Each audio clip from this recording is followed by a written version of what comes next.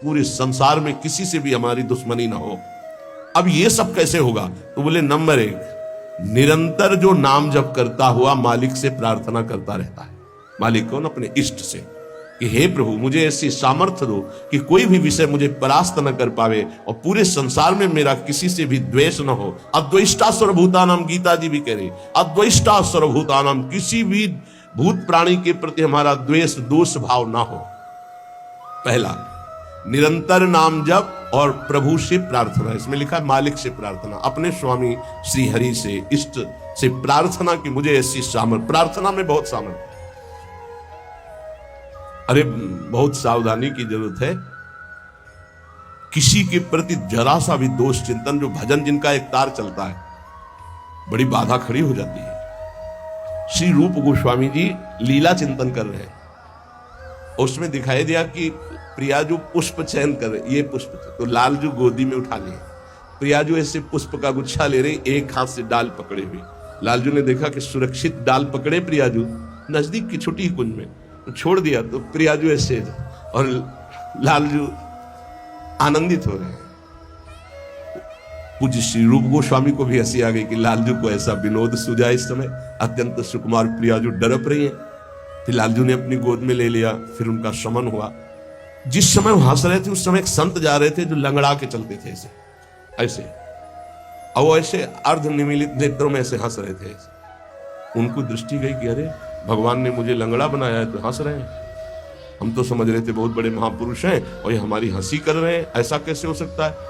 हाँ ना, हमारा प्रारब्ध भोग है ना, हमारा पैर ऐसा है इसलिए हंसी का पात्र में। बड़े अंदर से दुखी हो गए। चले, लीला बंद हो गई। अब आप बताओ, उन्होंने सोचा नहीं, देखा नहीं, वो तो प्रिया प्रीतम को देख रहे थे। बड़े विकल हुए जब लीला बंद हो गई। तो फिर पूज्य श्री सनातन गोस्वामी से चर्चा की, क्योंकि दोनों महापुरुष की हमारी लीला बंद हो गई। उनका एक ही उपाय, वैष्णव अपराध बन गया। वो वैष्णव अपराध गया, किसी वैष्णव को अभद्र बोले या दुख पहुंचाए, ऐसा संभव ही नहीं। महाप्रभु चैतन्य देव की कृपा से ऐसा संभव ही नहीं है। कैसे ऐसे? उनका है तो वैष्णव अपराध।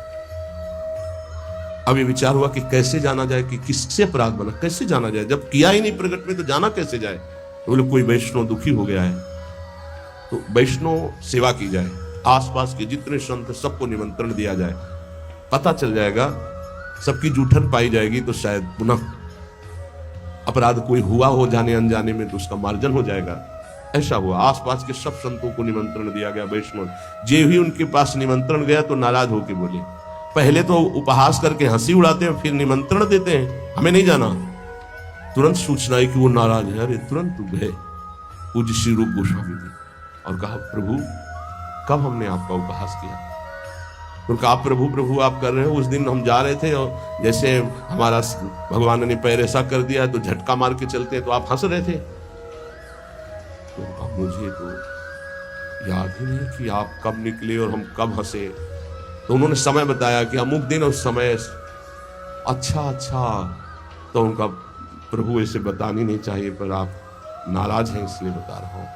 प्रभु उस समय हम लीला देख रहे थे, प्रियाजू पुष्प चयन करने की, तो लालजू गोद में उठा के वो पूरी घटना बताई और कहा अगर ऐसा भाव में हम हंस रहे तो आप उसी समय निकल रहे होंगे, आपको ऐसा लगा तो प्रभु आपके लिए नहीं था, आप क्षमा कीजिए। वो तो प्रियालाल तो वो चरणों में गिरे जो दूसरे वैष्णव थे और कहा, अरे आप जैसे महापुरुषों के प्रति हमारा दोष भाव बन गया, क्षमा करो। वो राज तत्काल लीला प्रारंभ हो गई, तत्काल। अब आप विचार करो, जब दोष नहीं है वैष्णव दुखी हो गए तो लीला रुक गई। फिर अगर केवल स्वीकृति की हाँ ये गलत है, वो गलत कर रहे हैं तो भी हाँ गलत है, नहीं और भगवान की लीला भगवान जाने। नहीं आप बताओ कि ये गलत है कि सही, नहीं तो हम कोई जज है क्या? जिनके सारे हम चल रहे हैं उनके सारे वो चल रहे, उनसे पूछो जाके, चल जाओ राधा राधा राधा। कभी किसी का फाइनल करने के नहीं, तस्मात् शास्त्रम तो तुम्हारा। ये बहुत सूक्ष्म विषय में इसलिए वर्णन किया, बहुत सूक्ष्म विषय है, बहुत सावधान। नाम जापक भगवत प्रेम प्राप्ति के लिए इतनी सामर्थ्य जो अभी पीछे चर्चा हुई, उसके लिए निरंतर नाम जप और प्रभु से प्रार्थना कि किसी भी के प्रति हमारा तनिक भी दोष भाव न बनने पावे। प्रभु से प्रार्थना, वही सबके हृदय में बैठे हैं, वही आपको ऐसी सामर्थ्य देंगे। क्योंकि सृष्टि में आपके प्रति प्रतिकूल व्यवहार होगा, आपका उपहास करेंगे, आप नाना प्रकार के कटु वचन बोलेंगे, आपको सह जाना है, उनके प्रति कटु वचन नहीं करना, दोष भाव नहीं करना, नहीं अपनी भगवत प्राप्ति में बाधा आ जाएगी। ये सूक्ष्म विषय सब कोई नहीं समझ पाएगा, लेकिन उपासक जो भगवत प्राप्ति करना चाहते हैं, अपना भजन बचाना चाहते हैं, वो इस बात को अच्छे से पकड़े। दूसरा, जो दिनचर्या दी गई है उसमें आलस्य ना होना, भगवत प्रेम प्राप्ति या ऊंचाई पर चढ़ने के लिए जो दिनचर्या है, हमको ये नहीं देखना है कि अमुक साधक आता है कि नहीं आता है, अमुक नहीं आता तो हम भी नहीं आते हैं, ऐसा नहीं। अमुक की त्रुटि है, उसका सुधार करना चाहे तो कर सकता है, लेकिन आप सुधरे हुए हो तो आपको अच्छे आचरणों का अनुकरण करना है। आपको ऐसे आचरण नहीं करने हैं जिनसे हमारी दिनचर्या बाधित हो जाए। एक चीज और ध्यान रखो, इसको बहुत विस्तृत रूप से समझा इसलिए रहे कि एक दिनचर्या है जिसके पास सेवा नहीं, गुरु सेवा, और एक दिनचर्या है जो गुरुजनों की सेवा में रहते हैं, उनसे हो सकता है जो भागवतिक दिनचर्या का आदेश दिया गया है वो ना हो, तो उनको असंतुष्ट नहीं होना, क्योंकि वो गुरु सेवा में है। सारी दिनचर्या का फल जो है वो गुरु प्रसन्नता है। तो अगर वो गुरु सेवा में, जैसे हमारी श्री जी की भोग सेवा में है, अब प्रातः बाल भोग से लेकर के शयन तक कितने भोग श्री जी को लगते हैं, अब उनमें उनको हो कि हमारी दिनचर्या तो नहीं। अब जैसे जो और है सेवा में है, बहुत से, कोई किसी सेवा में, कोई किसी सेवा में, अब उनकी दिनचर्या वो माला लेके नहीं बैठेंगे, थोड़ी थोड़ी देर में जो दिनचर्याएं हैं, जो सेवाएं हैं, तो उनको इस बात का पश्चाताप नहीं करना कि मेरी दिनचर्या नहीं चल रही। वो तुम्हारी दिनचर्या गुरु प्रसन्नता के अंतर्गत है, उसमें नहीं सोच, और ये नहीं सोचना कि अब हम सेवा कर रहे हैं तो हमारा वो भजन तो हो नहीं रहा जो दूसरे माला से कर रहे हैं, तो पता नहीं मेरी गति क्या होगी। ये नहीं सोच। गुरु सेवा का एक प्रताप है, ये ध्यान रखना। जैसे मान लो कोई शरीर के वस्त्र धो रहा है, कोई ऐसी सेवाएं कर रहा है, वो नाना प्रकार की सेवाएं हैं जिनमें उनको समय ही नहीं मिल रहा कि वो बैठ करके पद गायन करे, वो 11 माला 41 माला वो संख्या पूरी करे। अच्छा, सेवाओं में लगा है तो उसका मन लगा है, अब उसका मन कहाँ लगा है, ये वस्त्र गुरु जी का है, ये गुरु जी के लिए जल है, ये उसका चिंतन हो रहा। ध्यान मूलम गुरु मूर्ति, पूजा मूलम गुरु पदम, मंत्र मूलम गुरु वाक्य, मोक्ष मूलम गुरु कृपा। क्योंकि कई साधक ऐसे हैं जो फिर उनको पश्चाताप होगा कि दिनचर्या में बाधा पड़ रही हमारी, तो दिनचर्या की चर्चा हुई थी। नहीं, जिनको सेवा मिली हुई है उन, एक बार भगवान शंकराचार्य जी से कई शिष्यों ने कहा कि एक ये ब्रह्म सूत्र है, इसकी व्याख्या सुनना चाहते हैं। तो उनकी शरीर सेवा में स्नान के बाद जो वस्त्र लंगोटी आदि प्रक्षालन करना है, वो त्रोटकाचार्य जी रहते थे। तो उन्होंने कहा त्रोटक को आ जाने दीजिए। तो उन्होंने कहा प्रभु वो तो कभी व्याकरण नहीं पढ़े, कभी शास्त्र, जब गायन स्वाध्याय होता है तो कभी बैठते नहीं हो, तो शरीर सेवा में ही लगे रहते। मतलब ज्ञान की चर्चा थी ना, तो शरीर को, गुरु के शरीर को वो साधारण शरीर समझ रहे थे। उनका अच्छा ऐसी बात है, आ जाने दो उसको। जब आ गए तो बोले खड़े हो, इस ब्रह्म सूत्र की व्याख्या करके बताओ। तो जो पढ़ने लिखने से नहीं आता, गुरु कृपा से आता है। तत्काल संस्कृत का प्रादुर्भाव हुआ और वैदिक सिद्धांतों का प्रवचन, सब दंग रह गए। तो उनका गुरु की लंगोटी धोने वाले को साधारण समझते हो क्या? साधारण नहीं होता गुरु की लंगोटी धोने वाला, वस्त्र धोने वाला। असाधारण कृपा से सौभाग्य मिलता है, असाधारण कृपा से। तो जिनकी जो दिनचर्या ऐसी है कि वो उनको फुर्सत ही नहीं है, तो उनको कभी नहीं सोचना कि इतने बजे इतने बजे इतने, उनकी दिनचर्या है।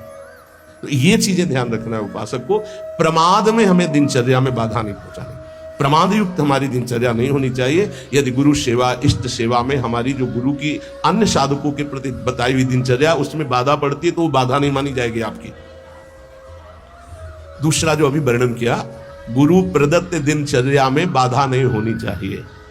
बहुत बड़ी चीज है गुरु प्रदत्त दिनचर्या, बहुत बड़ी वस्तु, बहुत बड़ी वस्तु। गुरु सेवा मिल गई तो लाडली जो अधीन हो गई पक्का। तीसरा, कुसंग से दूर रहना, ये बहुत जरूरी है, बहुत जरूरी है। रावण लंका में रहता था, लंका समुद्र के किनारे थी, समुद्र निर्दोष था, पर ऐसे दोषी का संग समीपता होने के कारण समुद्र को बांध लिया गया। समुद्र बांधा गया, जिसकी मर्यादा अपार है उसे मर्यादा पुरुषोत्तम ने बांध दिया। किस लिए बांधा गया था? क्योंकि रावण का पड़ोसी था। रावण का पड़ोसी होने के कारण समुद्र को बांध दिया गया। जो रही मुत्तम प्रकृति का कर सकत कुसंग, चंदन विष व्यापत नहीं लपटे रहत भुजंग। अच्छा, जब कोई गलत करता है तो वो चार से थोड़ी कहता है कि मैं गलत करता हूं, नहीं, वो सही और कुबुद्धि को वो ही सही दिखाई देता है, गलत सही दिखाई देता है और वो परमार्थ से भ्रष्ट हो जाता है। इसलिए कुसंग से बहुत दूर रहना चाहिए। सत्संग और कुसंग का कैसे पहचान करोगे कि हमारा कुसंग हो रहा है, हमारा सत्संग हो रहा है या कुसंग हो रहा है, कैसे पहचान करोगे? तो संतों ने कहा है, जाके संग कुमति मति उपजय करत भजन में भंग, जिससे देह भाव पुष्ट होने लगे, भगवत भाव नष्ट होने लगे, वैराग्य भाव नष्ट होने लगे, राग पुष्ट होने लगे, भजन छूटने लगे, संसार अच्छा लगने लगे, नाम छूटने लगे और ध्यान अच्छा लगने लगे, गुरु से अश्रद्धा हो जाए, भक्ति से अश्रद्धा हो जाए, ये कुसंग का फल होता है। अच्छा, कुसंग का फल जब आपके ऊपर चढ़ेगा तो आपको नहीं लगेगा मैं कुसंग कर रहा हूं, नहीं तो ठीक हो जाओगे। सामने से महापुरुषों को लगेगा कुसंग कर रहा है, और वो जब कहते हैं तो उनको चिड़चिड़ाहट होती, मैं कहां कुसंग कर रहा हूं। नहीं नहीं, क्योंकि कुमति कभी स्वीकार नहीं करती कि मैं कुमति हूं, अगर स्वीकार कर ले तो सुमति आ जाए। कुसंग से बचना चाहिए। पहला है निरंतर नाम जप करते हुए भगवान से प्रार्थना करना कि कभी किसी के प्रति हमारा दोष दर्शन न हो, शत्रुता का भाव न हो। दूसरा, गुरु प्रदत्त दिनचर्या का पालन करना, आलस्य बिल्कुल ना आने देना। तीसरा, कुसंग से बचना।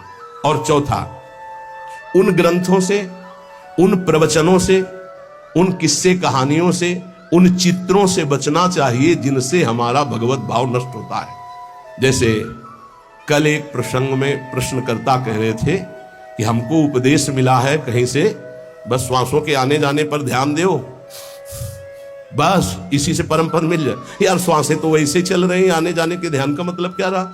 श्वासों के आने जाने का ध्यान दो कि खाली तो नहीं जा रहे हैं। हर में राधा वल्लभ सी हरिवंश राधा राधा राधा।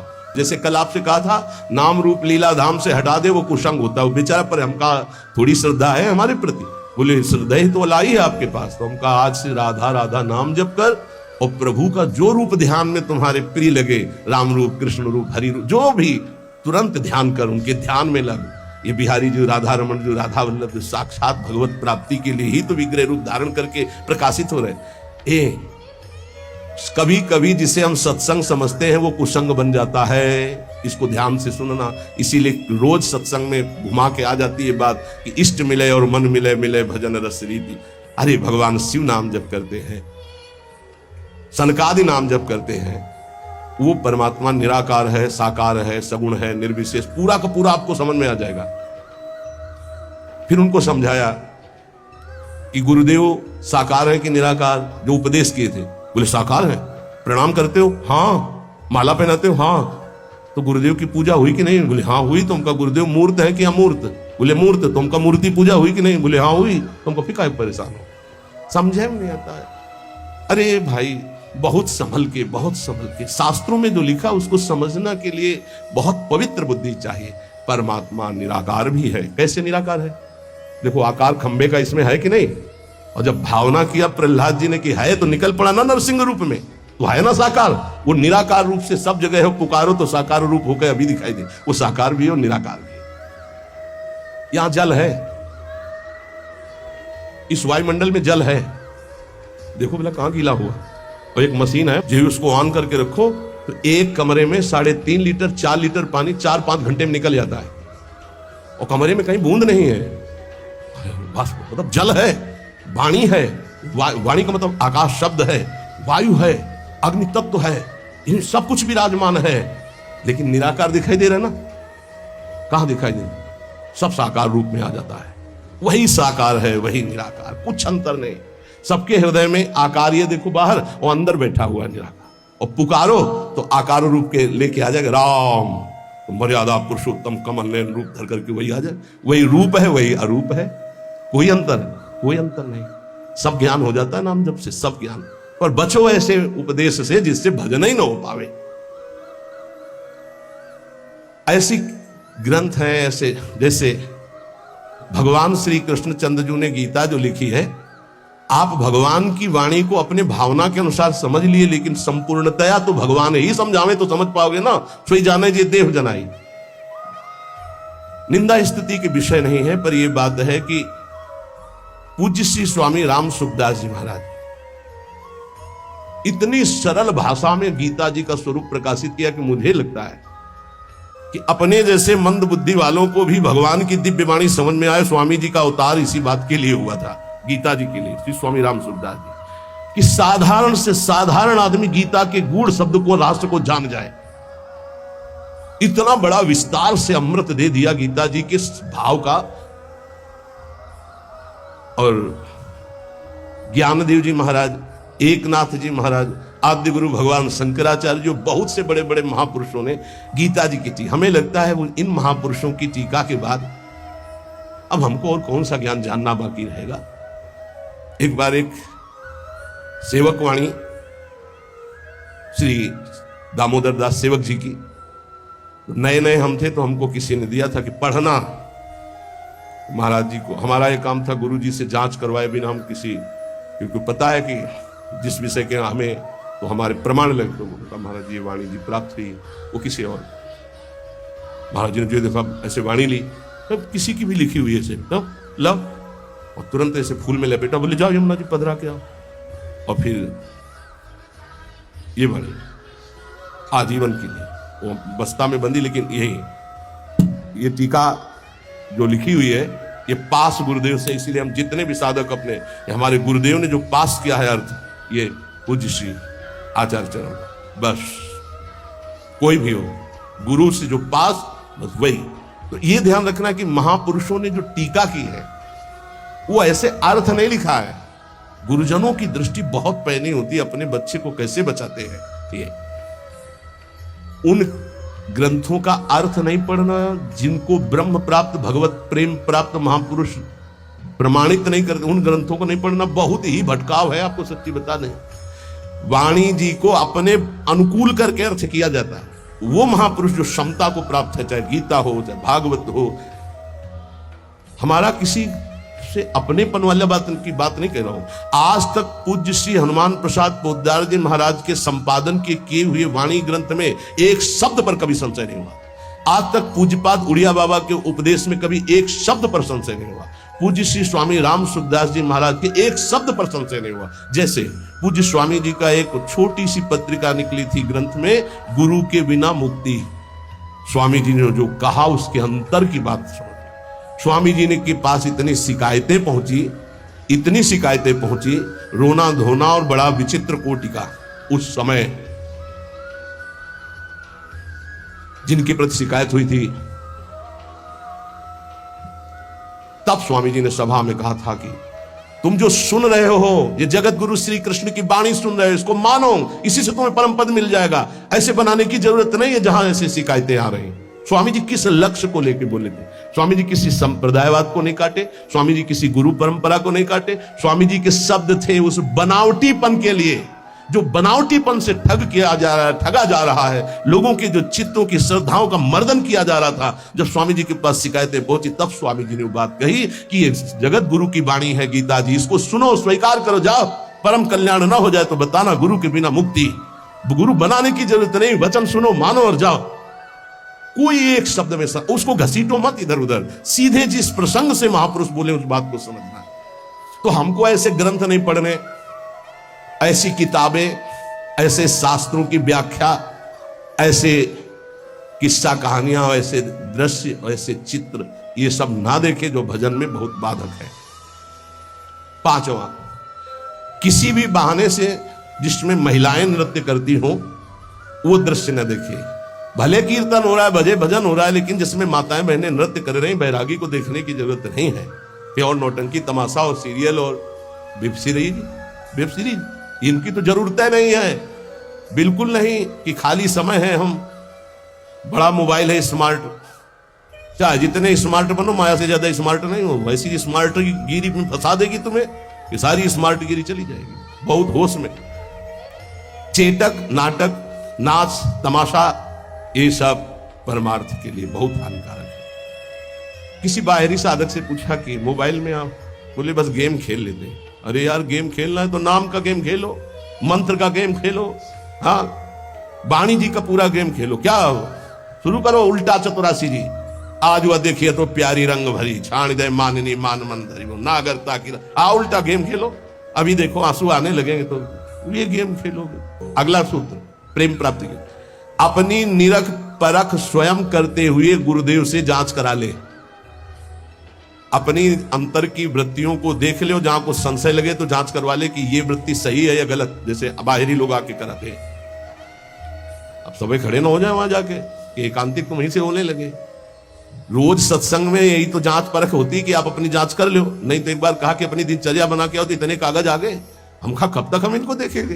दिनचर्या जांच, इंद्रियों का जब विषयों के प्रति आक्रमण होता है, वेग होता है, एक आकर्षण होता है, एक ऐसा जिसे तुम रोक नहीं सकते, उस समय तुम्हें जरूर संत संग में हो जाना चाहिए। उस समय बुद्धि काम नहीं करेगी। और जिस समय तुम्हारा केवल बुरा चिंतन बन रहा है, ये उस समय की बात है कि आक्रमण हो चुका है, अब तुम बच नहीं सकते। अब इसको संत संग से मिटाओ तुरंत, तुम अकेले नहीं मिटा पाओगे। और अगला जो है वो कह रहे जब तुम्हारा चिंतन गलत हो रहा तो नोच के फेंक दो, मिटा दो उस चिंतन को जो गंदा हो रहा है, नहीं तो आगे फिर वही दशा आ जाएगी। एकांत में इंद्रियां और मन साधक के ऊपर शासन करते हैं। उस समय साधक को अपनी इंद्रिय और मन की रखवारी करना है बस। इसलिए एकांत में भजन बहुत जरूरी है। 10वां, जैसे परीक्षार्थी परीक्षा की तैयारी करता है, ऐसे परमार्थी द्वंद्वों की तैयारी कर ले। मान अपमान, निंदा स्तुति, लाभ हानि, सुख दुख, ये आने वाले हैं, तुम्हें समान रहना है। तैयारी करो परीक्षा की।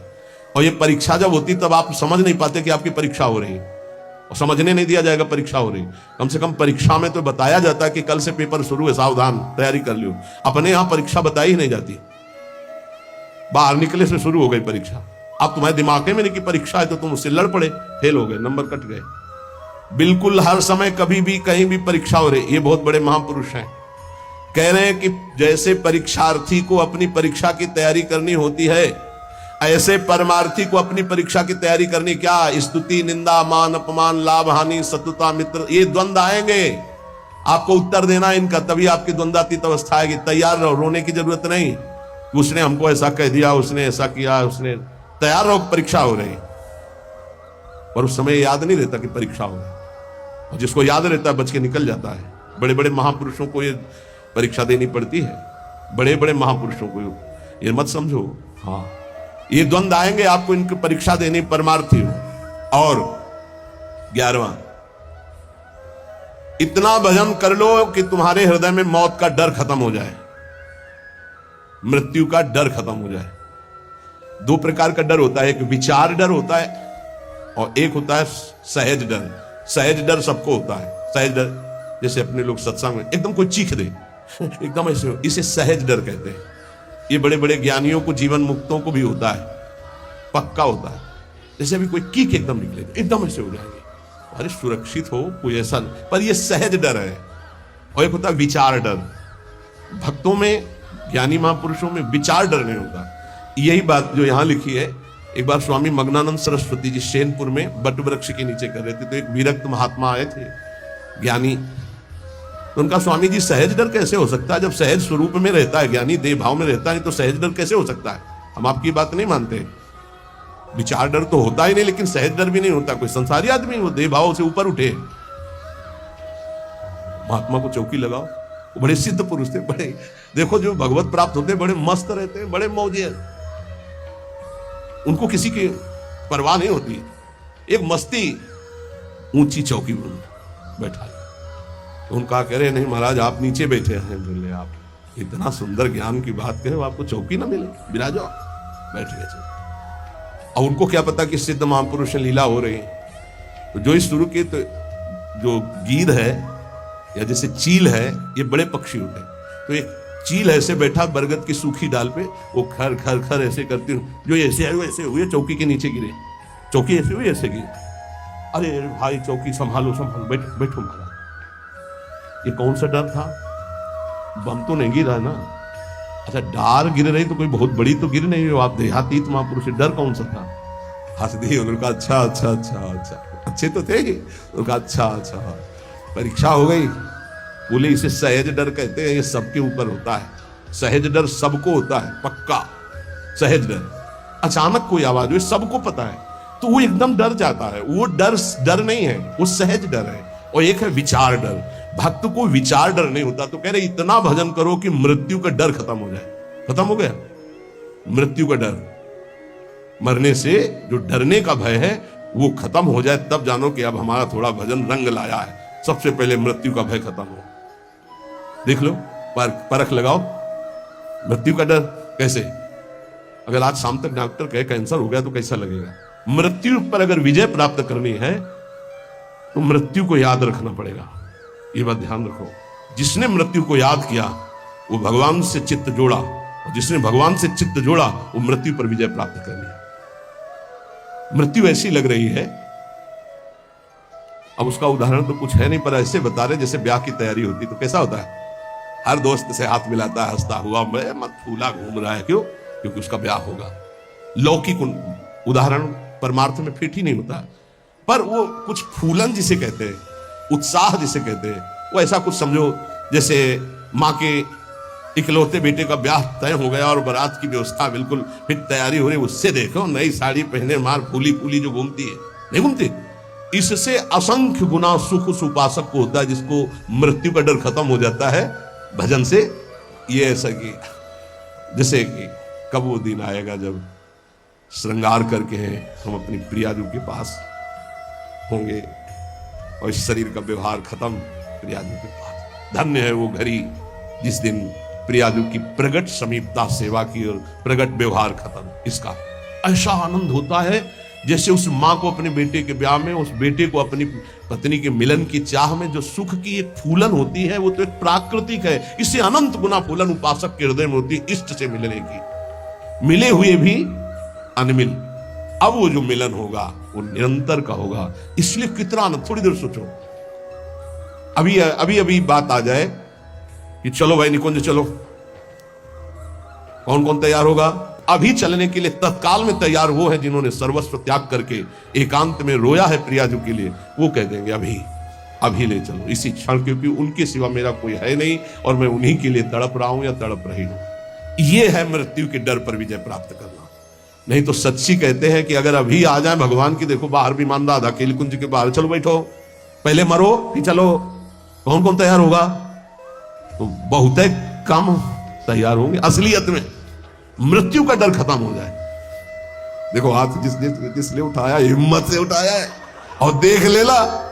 अगर अब डरे तो कच्चे रहोगे, नहीं सच्चे हैं श्री जी के लिए। मुझे श्री जी चाहिए, ये शरीर तो छूटना ही आज नहीं तो कल छूटेगा प्यारे, श्री जी के लिए पक्का। और जिसने हाथ उठाया है बस हिम्मत रखना, चलोगे साथ ही। देखो एक प्रेमानंद ऐसे यहां सोफा में बैठा है और एक प्रेमानंद तुम्हारे दिमाग में बैठा है, देख लो। तुम्हारे दिमाग वाला प्रेमानंद तभी मुक्त होगा जब तुमको मुक्त कर देगा, ये बात पकड़ लेना। एक प्रेमानंद ये बैठा है जो तुमको सोफा में दिखाई दे रहा है, और एक प्रेमानंद तुम्हारे हृदय में तुम्हारे दिमाग में बैठा है जिसकी बात पर आप चल रहे हो, वो तभी मुक्त होगा जब तुमको मुक्त कर देगा। ये बात ध्यान रखना। सच्चा गुरु कभी अपने को मुक्त नहीं होने देगा जब तक तुम्हें मुक्त नहीं होने देगा। गुरु बंदी बन जाता है शिष्य के हृदय में, जब शिष्य को भगवत प्राप्ति करा देता है तब वो मुक्त होता है। ये गुरु बदला कोई खिलवाड़ नहीं है, गुरु प्रताप से गुरु का। ये जो तुम्हारे हृदय में प्रेमानंद बैठा है, देखो है कि नहीं, तुम्हारे दिमाग में जो है, तुम्हारे हृदय में, वो तुम्हें जीवन मुक्त करने के लिए बंदी बन गया तुम्हारे हृदय में। वो तभी मुक्त होगा जब तुम्हें मुक्त कर देगा। तो जितनी जल्दी तुम मुक्त होगे उतनी जल्दी वो मुक्त होगा। वो गुरु मोक्ष स्वीकार नहीं करता, पहले शिष्य का। कौन सा गुरु? ध्यान रखना, जो तुम्हारे हृदय में बैठा हुआ। ये हम जानते हो किसकी बात कर रहे हैं? श्री ज्ञानदेव जी की, श्री एकनाथ जी की। इन बड़े बड़े महापुरुषों के वचनों में जो स्वाध्याय पूर्व में किया था तभी पकड़ा था कि गुरुदेव शिष्य के हृदय में तब तक बंदी बन के रहते हैं जब तक उसका परम कल्याण नहीं कर देते। तो मृत्यु का डर खत्म हो जाए तो जान लो कि अब हम निकुंज में इतना भी डर नहीं है, इतना कि यार शरीर छूटेगा, शरीर का डर नहीं। डर एक है हमारे अंदर, वो हमने फिर बताया कि कभी कोई ऐसी बात ना हो कि धाम से बाहर हो जाऊं या प्यारी जी को भूल जाऊं, बस यही एक डर है और कोई डर नहीं है।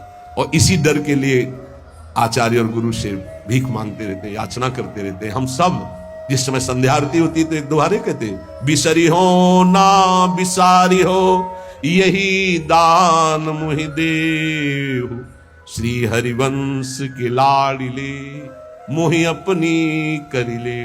कभी मैं आपको भूलू नहीं और आप भी कभी कभी याद कर लें कि मेरी दासी है, मेरा निज जन है, बस यही। अपने लोग संध्या आरती में रोज प्रार्थना करते हैं, बिशरी हो ना बिशारी हो, यही नाम। पहला, निरंतर नाम जप, प्रभु से प्रार्थना करना कि किसी के प्रति हमारा दोष दर्शन न हो। दूसरा, अपने गुरु प्रदत्त नित्य दिनचर्या को यथावत करना, आलस्य प्रमाद न करना। तीसरा, कुसंग से दूर रहना। चौथा, बुरी किताबें, किस्सा, कहानियां या ऐसी टीकाएं न पढ़ना जो हमारे अंदर भ्रम पैदा कर दें। पांचवा, नाच, तमाशा, चेटक, नाटक, चित्र और ऐसे दृश्य, ऐसे सीरीज आदि न देखे जिससे हमारा मन विषयों में चला जाए। छठवां, अपनी निरख परख करके गुरुदेव से अपनी जांच कराते रहना। सातवां, इंद्रियों को जब देखे कि ये बुरे आक्रमण में बिल्कुल अब फंसा ही देंगे तो तत्काल किसी संत का आश्रय ले, तुरंत, क्योंकि उस समय तुम्हारा विचार तुम पर हावी है, अब कोई महापुरुष ही तुम्हें बचा सकता है। उस समय जैसे आप संत के संग में नहीं हो तो आप सत्संग शुरू कर दो और बड़े ध्यान से सुनने लगो, तो शायद आपकी बुद्धि बच जाए। नहीं, कोई सत्संगी हो तो उसके समीप चले जाओ और उससे वार्ता करने लगो। आपका मन बटना चाहिए, उस समय एकांत नहीं होना चाहिए। आठवां, जब बुरा चिंतन उठे, इसमें जो शब्द है उसे नोच कर निकाल के फेंक दो, उसका अस्तित्व ही मत रखो। नवा, एकांत में विशेष मनो इंद्रियां हावी होती हैं, इसलिए साधक को एकांत में बहुत सावधानी पूर्वक भगवत चिंतन करना चाहिए। दसवां, जैसे विद्यार्थी की परीक्षा की तैयारी होती है, ऐसे परमार्थी को अपने हर समय ध्यान रखना कि तुम्हारी कभी भी परीक्षा हो सकती है और हमको उत्तीर्ण होना है। जब उत्तीर्ण होगे तो भक्ति की भूमिकाएं या ज्ञान की भूमिकाएं जागृत होने लगेंगी। 11वां, मौत का डर खत्म हो जाना चाहिए। भजन के प्रताप से मृत्यु का डर खत्म हो जाना चाहिए।